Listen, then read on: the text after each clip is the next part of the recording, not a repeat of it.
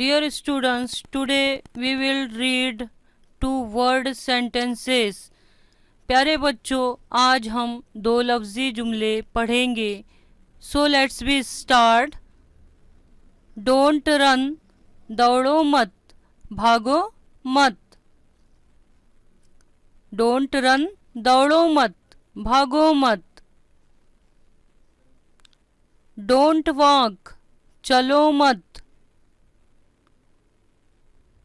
Don't walk, चलो मत. Don't fight, लड़ाई मत करो. डोंट फाइट, लड़ाई मत करो. डोंट लाई, झूठ ना बोलो. डोंट लाई, झूठ ना बोलो.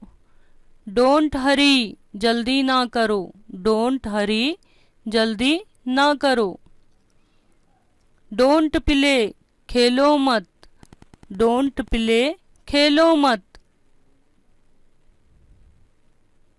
डोंट कराए, चिल्लाओ मत. डोंट कराए, चिल्लाओ मत.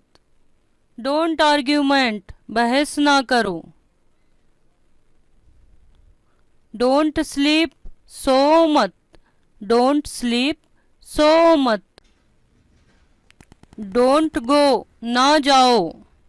तो ये थे दो लफ्ज़ी जुमले.